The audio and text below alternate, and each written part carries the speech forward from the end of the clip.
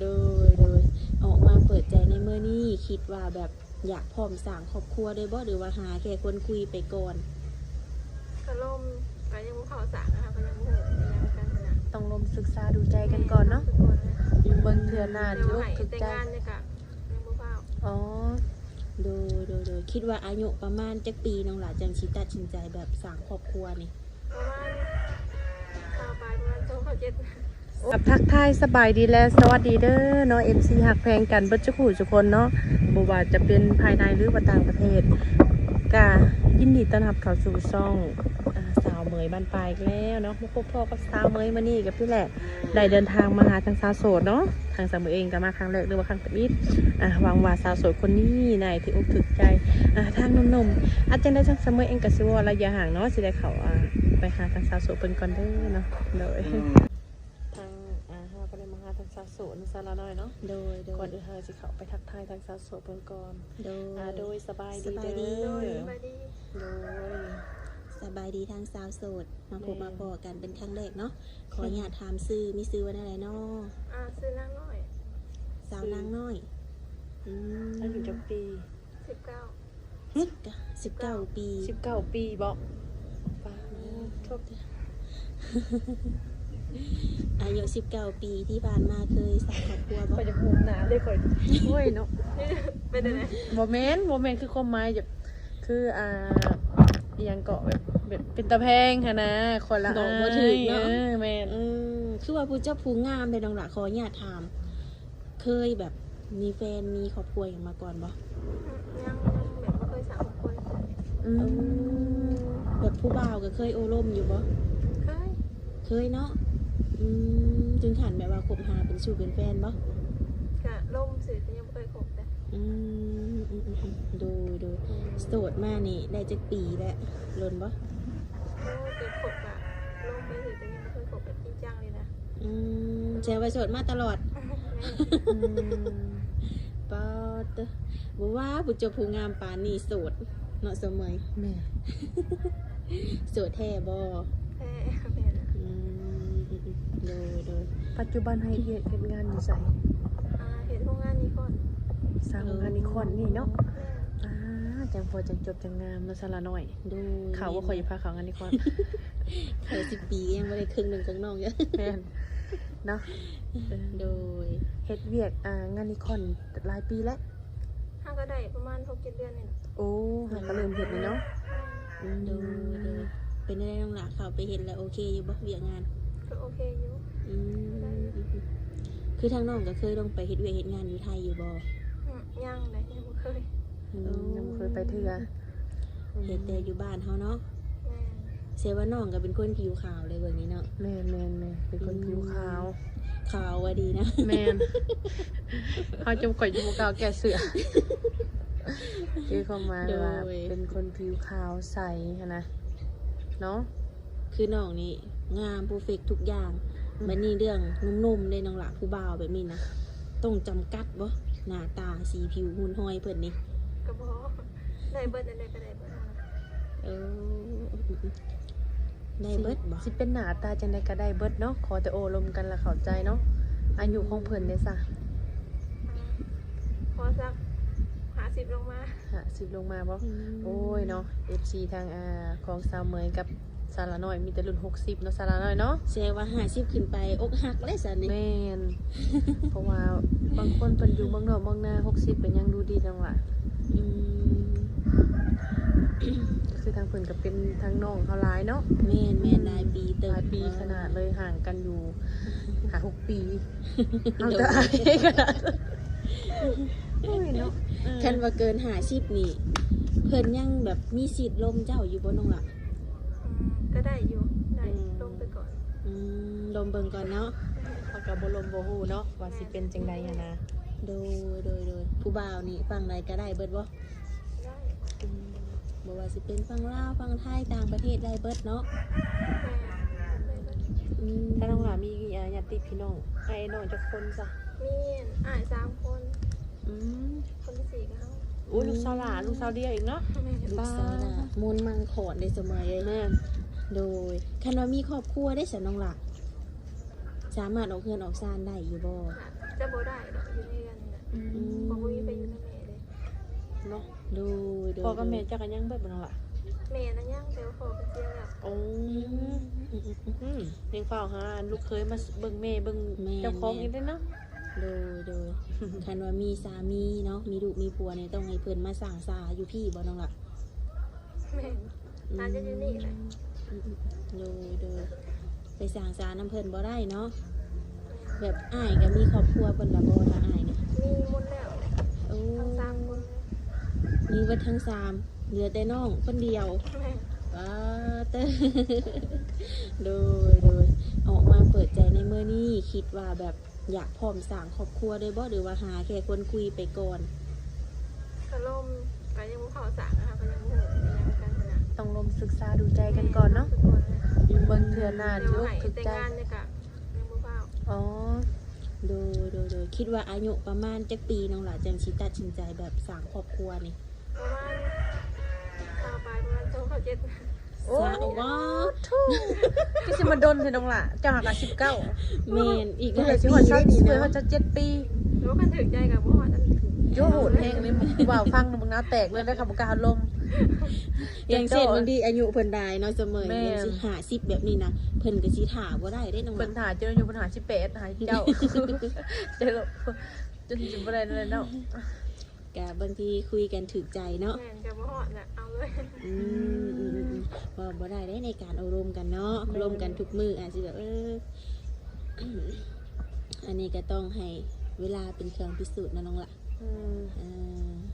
และอยังเส้นแบบเพิ่นนี่เนาะเป็นพ่อห้างพ่อไม้มีลูกติดลูก1ลูก2ลูก3แบบนี้นะทางเจ้าก็อารมณ์ได้บ่ ได้ บ่ได้ติเพิ่นบ่ บ่บริติอาบได้เบิด โดยก็ถือว่าบ่มีปัญหาหยังเนาะ แม่น เพราะว่าเฮาก็สิถามไว้เนาะเสมอเพราะว่าทั้งน้องยังบ่เคยผ่านการแต่งงานเนาะ โดยแม่นล่ะ เออ เดี๋ยวถามไว้บางคนมีลูกติดอีหยังจักอย่างเนาะบางทีอันติภายหลังหั้นเนาะสละน้อยเนาะ โดย ส่วนหลายเพิ่นสิเป็นนั่นน่ะบัดนี้ทางหน้าที่การงานของทางฝ่ายชายใช่น้องล่ะทางน้องล่ะมักอาชีพหยังซะผู้บ่าว เฮ็ดค้าขายนั่นแหละ ยังก็ได้เบิดบ่หรือว่า แม่ ใด นได้เบิด ในเบิดเนาะ แม่น คือทั้งน้องนี่มักอยู่บ่อาชีพค้าขายนี่ มาก ๆ มักอยู่เนาะคิดว่าคันว่ามีเงินเนาะน้องล่ะอยากค้าขายอย่างน้องล่ะ หานแบบเสื้อผ้าก็ได้ แม่นว่าเจ้าขายเสื้อผ้านี่คือนะจะเป็นคนขาวแบบนี้เนาะน่าสิขายดีอยู่คันถ้าเกิดขายใน3ปียังบ่เบิดตัวหนึง น้อยอยากแจกเลยลังไป อยากจะขอถามน้องเนาะแบบผู้บ่าวแถวบ้านนี่น้องล่ะบ่ได้แบบมาเซลมาจีบบ่ ก็มีอยู่แต่ว่า เดี๋ยวทำบริจริงจัง เฮาบ่ได้จริงใจเฮาบ่ได้อัน อื นั้นนะ ม อาสิมีเวลาโอ้ลมกับผู้บ่าวให้พ่อฉันน้องล่ะ บ่มีถ้าตื่นมาก็ไปเฮ็ดเวียก แน่ เพราะหากันได้มือผักนี่เด้ สิลมผู้บ่าวตอนช่วงได้ซะ กลางคืนก็ได้ประมาณเลิกงานมา เลิกงานมาเนาะ เลิกงานจังโมงน้องล่ะ เลิกอัน6:30 6 โมงครึ่งโอ้ ถ้ากันยังมีสิทธิ์เลยลมอยู่หลายชั่วโมงอยู่ได้ล่ะเนาะ โดย ลมกับผู้บ่าวเมืองนอกเอาซะใจสิได้อันเวลาตรงกันได้ มักอยู่บ่ผู้บ่าวเมืองนอกนี่ โดยมาก เนาะ โดย ผู้บ่าวท่านใดก็แล้วแต่เนาะขอแต่โอ้ลมกันเข้าใจเนาะโดยแบบทางแม่เพิ่นก็ยังแบบบ่บอกให้สร้างครอบครัวในบ่น้องล่ะเมื่อใดลูก เพิ่น สิ ก็ได้แต่ได้เพิ่นบ่ได้ถามเนี่ย คือตามใจน้องเลย แม่ โอ้โดยยันว่าโอ้อยากได้ลูกเคยอย่างแบบนี้ เราก็บ่ได้ว่าแต่ลูก เฮ็ดให้เฮ็ดหน้าอยู่บ่ เฮ็ด ให้สภาเฮ็ดน่ะน้องล่ะ บางเทื่อก็จ้างเอาแบบเฮ็ดนำกันแล้วก็จ้างนำนะ เขาน้ำได้อยู่บ่ 50ปลายได้นาบ่ได้หลาย 50ปลายกุ้มกินอยู่บ่น้องล่ะ บ่มีไผในเรือนก็2-3 คนอยู่นะ มีแต่น้องกับแม่ มีแต่หลานแล้วก็แม่ โอ้หลานกับแม่เดี๋ยวอยู่กัน3คนบ่ตอนนี้นะ แม่ โดยอย่างเช่น ผู้บ่าวเพิ่นเห็นคลิปนี้แล้วเนาะน้องละเพิ่นอยากโอ้อยากลมน้ำก็มีทางติดต่อให้เพิ่นอยู่บ่ โดยนี่ มีหยังแน่ มีแต่เฟซแล้วก็ไลน์ มีเฟซกับไลน์เนาะโดยสิ่งที่สำคัญก็คือไลน์ได้น้องละเพราะว่าทางผู้บ่าวเพิ่นก็สิคอยสิมักดิ่นแต่ไลน์เนาะมันสแกนเขาง่ายก็คือเวลาโอลมของน้องนี่หลังจากเลิกเวียกเนาะตอนเช้าเลยน้องละไปเฮ็ดงานจักโมงนี่ วันเสาร์น่ะไป7:00 น 7:00 นเช้า 7:00 น40ปลายกับเขาเวียก โอ้แสดงว่าตอนเช้านี่บ่มีเวลาเลยเนาะ บ่มีเลยนะตื่นแล้วก็ไปเวียกเลย อืมได้เงินเดือนดีอยู่บ่อยู่หั่นนะ แบบได้เป็นวิก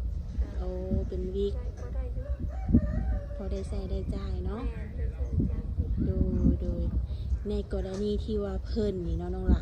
เห็นคลิปเจ้านี่เนาะเพิ่นแบบว่าอยากให้ทั้งน้องนี่อ่า โอลมกับเพิ่นศึกษาเบิ่งใจกับเพิ่นอ่าแต่ว่าบ่ให้คุยกับไผหันนะน้องละปิดใจกับอ้ายได้บ่เดี๋ยวอ้ายสิดูแลเองแบบนี้หันนะทั้งน้องกับพ่อบ่น้องละ พ่อ พร้อมเนาะ แม่เห็นพ่อเลย คันมีคนเสนอมาให้เนาะหนุ่มๆคนใดที่ว่ามักหักอยากดูแลเนาะอยากสร้างครอบครัวหรือว่าอยากศึกษาเบิ่งใจกันโอรมทักทายเข้ามาได้ก็มีทั้งไลน์ทั้งเฟซเนาะแจกได้ไปทั้งสองอย่างบ่ แม่ได้เป็นทั้งสอง โดยอันนี้ก็ถือว่าเปิดใจเป็นครั้งแรกเนาะ ครั้งแรกเลยที่มาเปิดเปิดทันที รู้สึกจังได๋น้องล่ะ รู้สึกแบบเข้าแบบว่าบ่เป็นนะมันรู้สึกอายนะ โดยจะมีความเขินอายแน่เนาะเป็นเรื่องธรรมดา แม่นคือว่าก็ถือว่าทางน้องเพิ่นก็เก่งได้แบบว่านิ่งในการแบบตอบได้อันเด้ ดูก็คือมื้อนี้หยุดงานบ่มื้อนี้นะ แม่เป็นผักหายปีใหม่ดิ อืม วันที่6ก็ได้ไปกลับคืนวันจันทร์ก็ได้ไป วันนี้คือวันที่3เนาะก็หลายมื้ออยู่ จ้ะ วันนี้จะมือคิดเอาไปวันอาทิตย์บ่แม่นเนาะวันศุกร์แต่ว่าคือเป็นหยุดให้เนาะ ดู หยุดจักมื้อแล้วล่ะ หยุด9 มื้อ หยุด9มื้อแล้ว โอ้ก็ถือว่าโดนเลยเนาะอืมปีใหม่กินนี่ไปลินไซปีใหม่กิน ปิดในเรือนอยู่ในเรือนบ่ได้ไปใส่ อืมนั่นว่ามีผู้บ่าว หมู่ ดิ กับมือบ้านเพิ่นดิ อ๋อแบบหมู่เป็นหมู่ในโรงงานนี่บ่ แม่นเป็นกับมือบ้านเลย ดู เป็นกันจะคือว่าแล้วเขาเจ้าแบบโดนๆสิได้ผักเนาะ แม่นกับมาหาพ่อแม่ดิ โดนๆสิมีโอกาสแบบนั้นหั่นนะนั่นบ่แหละเนาะ แต่ทางน้องบ่ได้ไปดินไปเที่ยวทางไหนบ่ บ่ได้อยู่แต่ในเรือนเท่านั้น อืม เลิกมาก็กินในเรือนมีแต่หมู่มาหาเพิ่น ดูจังพอจังโสดเนาะ แม่น โสดขามปี ครูพี่อยู่บ่ได้เอาสิ ครูปีบ่วันหนาเสื้อเฮงอะดีนะทุกคน ทางหลายเห็นจม7อยู่บ่ จบ เห็นอยู่ในนี่บ่ แม่นมันเห็น เดี๋ยวคือบ่คุณหน้าคุณตานะทางเจ้าก็เจอเอ้ยบ่ รุ่น หรือบ่ รุ่ เคน ย น้ เห็น องเลยจ้ะ เขาจืดเฮลุนเลยว่าเพิ่นเอมันบอก แม่น จืด ตัวมันยังจืดเลยนะ ดู เนาะทางเพิ่นก็บ่จืดดอกมันเป็นภายพอทุกให้เจ้ายังน้อยเนาะ แม่นั่นยังน้อย ดู ตอนนั้นอยู่ม2 3เนี่ย แม่นแหละบ่ก็ห่างกันหลายเด้ ห่างกันตั้งคนใดปีเนาะสมมติว่าทางครูบ่าวเพิ่นนี่อยากมาหาตัวจริงเลยจะน้องหลักมาเบิ่งครอบครัวเพื่อนซ่านแบบนี้ค่ะเด็กมาได้บ่ มากก็ต้องนัดแล้วเพราะว่าเขาอยากทำบุมีเวลาเด็กเด็กก็ต้องนัดล่วงหน้าก่อน โดยต้องนัดก่อนเนาะ แม่ คันว่าสิมาแบบเสื้อผ้านี่เบิดชิดเนาะน้องหลัก ยันบ่เห็นเขาแล้วยันไปเด็กแม่ บ่พ่อเนาะ แม่ยันบ่ได้พอ โดยคันอย่างเส้นแบบอย่างเส้นนี่น้องนี่มีเวลาเนาะน้องหล่ะเนาะทางโรงงานเพิ่นหยุดเพิ่นอยากให้บ่ได้ทางผู้บ่าวเลยส่วนไปดินไปเที่ยวบ้านเพิ่นแบบนี้เด้ไปบ่ ก็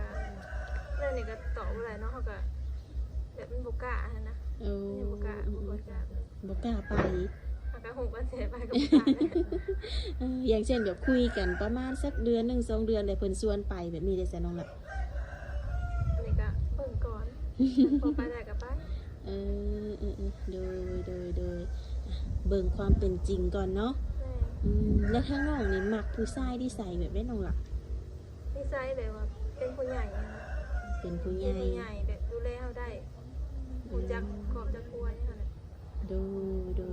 ยอย่างเช่นผู้ชายกินเหล้ากินเบียร์สูบยานี่โอลมได้บ่ บ่ได้ บ่มักบ่ เข้าไปว่า โอ้บ่มักคนกินเหล้ากินเบียร์สูบยา ก็ได้อยู่แต่กินแบบเป็นงานเป็นหยังค่ะบ่แม่นสิแบบ อืม คุมือ คุมื้อนี่บ่ได้เนาะสูบยาได้สนองหลักมักอยู่บ่ กับ บ่มักเนาะ ขนมหมักก็มันก็ได้อยู่ อืมโดยดูว่าเวลาเพิ่นสูบนี่ออกห่างๆจากเฮาเนาะ แม่ คันเป็นไปได้นี่ให้เลิกเนาะน้องล่ะหรือไม่ก็โอ้ร่วมกับคนที่ว่าเพิ่นบ่สูบยาเนาะสบายใจเฮาได้จ้ะ แม่ อืม ผู้ชายก็ต้องเข้ากันนั่นแหละจัง โด บ่ ย ได้ โดยอันนี้ก็คือกินเหล้ากินเบียร์สูบยานี่พิจารณาเบิ่งก่อนเนาะ แม่ แต่ว่ามักคนที่ว่าเพิ่นเป็นผู้ใหญ่ข้างนอกนี่บ่ได้ติอายุเพิ่นบ่น้องล่ะ50นี่เพิ่นก็มีอายุได้50นี่ ได้อยู่50ปลายก็ได้ 50ปลายก็ได้เนาะ แม่ เกินนี่เบิดสิทธิ์บ่แบบอย่างเช่น60ปลายแบบนี้นะ 60ปลายก็ได้อยู่ ได้ ก็ แท้ เบิ่งก่ บ่ อนเนาะได้ ยันว่าแบบอยากเว้าแต่ในคลิปบัดพอโอลมแล้วบัดคือว่าบ่ได้อย่างแบบนี้อาจสิมี โดยคนเฮาก็ต้องมีสัจจะเนาะเฮาได้ก็ อื ได้ มโดยบ่แน่ได้เนาะบางทีเขาลมกันเข้าใจกันเนาะ แม่เข้าใจกันก็โอเคก็ได้ โดยก็คือเพิ่นว่าหั่นแหละอายุเป็นแค่เพียงตัวเลขเนาะ แบบพ่อแม่คือสีห่วงแท้น้องหลามีลูกสาวงามแบบนี้ค่ะนะ เพิ่นก็บ่ได้ห่วงก็ อื ธรรมดา ธรรมดาเนาะ แม่ อืมแบบอย่างเช่นผู้ชายแบบผิวดำแดงผิวเข้มอีหยังแบบนี้ก็ได้บ่น้องหล่ะ โดยได้ ได้เนาะ แม่ เพราะว่าทั้งน้องนี่ขาวแห้งเลยดิน้องหล่ะเอ้ย แบบว่ามีครีมตัวดีบ่น้องหล่ะแบบใส่ครีมนี้คือว่าขาวแท้หรือว่าขาวแต่ไรมา ข้าวจะได้มากแต่ว่ากับเขาไปใส่กินนะคะนะ อืมก็คือขาวแต่ไรมาอยู่แล้วแล้วกับผู้ดีทาครีมเข้าไปก็เลยว่าขาวกว่าเก่า แสดงว่ามักดูแลตัวเองเนาะแล้วเขาเป็นผู้เสกผู้สาวเนาะน้องหนาเนาะ แม่ธรรมดา โดยก็คือเรื่องของหนุ่มๆนี่นะสเปคเลยน้องล่ะ จะเป็นก็บ่ขอยจะแน่เลยได้ก็ได้เบ้าง ในเบิดบ่ แม่ แบบมักคนสูงคนต่ำซะ ขอสูงเขา น้องสูงเท่าไรน้องล่ะ 160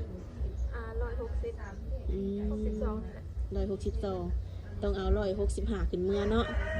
ท่านเป็นผู้บ่าวนี่ แต่หุ่นห้อย ความสูงถือว่าผ่านทุกคนเลยหน้าตาผ่านหมดทุกอย่างเลย มีผู้แนะนำให้มาเปิดใจบ่น้องล่ะ แบบคนแนะนำนะแบบหมู่อย่างนั้นแหละลองเบิ่งอย่างนั้นแล้วก็ลองเบิ่ง โดยคือทางหมู่เพิ่นได้เห็นน้องโสด แม่ ก็ได้แนะนำมาเปิดใจเบิ่งเผื่อมีคนโตคนล้ม น่าจะคอยมีเวลามันจะมาเปิด คิดล้นเด้อ ถ้าตกเป็น เป็นอะไรน้องวะอายบ่ อายบ่ อาย ครั้งแรกเนาะบ่ติน้องหลายเป็นเรื่องธรรมดา เนาะ เดี๋ยวคือแบบคิดล้นเติบก่อนสิออกมาเปิดใจนี่กัน ขีดนั่นแหละขีดโดนเติบแล้วเป็นเดือนลูก เป็นเดือน เป็นที่ ตั บ ด อก สินใจหักอะไรเลย สิเห็นได้เด้เนาะ เวโดนธรรมดาได้เป็นเดือนพุ่นได้ เราโสดนะ ดู กันตัดสินใจซะเนาะ ตัดสินใจเปิดเลย เพราะว่าเฮาโสดได้เนาะเฮาสิคุยนำไผก็ได้เด้อบัดนี้ แม่นเราบอกก็มีเหตุผลของเรา โดยสมัยมีหยังสิถามน้องเพิ่นเพิ่มเติมบ่ บอกว่าคำถามได้จักกระทำเมื่อเดนะ โดยคันว่าคำใดที่ว่าทางเอื้อยังบ่ได้ถามเนาะปล่อยให้ FC เพิ่นมาถามเองเนาะน้องหลานเนาะ แม่น ทาง ล่ะ เฮาก็สิได้แจกเฟซแจกไลน์ให้ ต่อไปก็สิได้บ่เหงาได้บัดนี้ มีคนถามไทยหลังจากเลิกงานมา ใช่เลยยันเด็กเขาเจ้าทักมาหลายเมื่อยเด้ไหวอีกเด้อเนาะบ่เอาเลยเนาะต้องตอบเพิ่น ตอบ ต้องตอบเพิ่นตัวได้ แต่ เฮา ว่าคันบ่ได้ตอบก็ขออภัยเพราะว่าบางเทื่อเมื่อยหั่นนะ โดย มาตอบไปได้ แม่นๆเข้า เรา ใจ ก็ตอบได้อยู่ โดยเพราะว่าทางน้องเพิ่นก็เป็นคนแบบว่าเฮ็ดเวียกเนาะหรือว่าสิตอบในช่วงเวลาที่ว่าง แต่ว่างก็บ่ดนน้องหล่ะเนาะอย่างเก่งก็15นาทีแบบพักดนชุดนี่ช่วงเวลากินข้าวบ่หรือว่าแนวใด โจน่ากินข้าวเพิ่นเบรกให้ชั่วโมงนึง โอ้โดยก็สามารถโอ้ลมได้เล็กหน่อยเนาะ แม่ได้อยู่ เรือหันเฮาก็กินข้าวกินน้ำนี่เนาะสิโอ้ลมตลอดอยู่ เพ เพิ่ ราะ น ผักผ่อนแล้ว เนาะแม่นก็เข้าใจทางน้องเพิ่น โดยจังใดก็เป็นกำลังใจให้ทั้งน้องเนาะน้องหลาเนาะ โดย ปีใหม่แล้วก็ขอให้มีแต่สิ่งดีๆเข้ามาในชีวิตเด้อน้องหลาเลย แม่นให้พ่อคนที่ดีว่าซั่นๆเนาะ โดยอ่ะ สบายดีน้องหล่ะ สบายดี โดย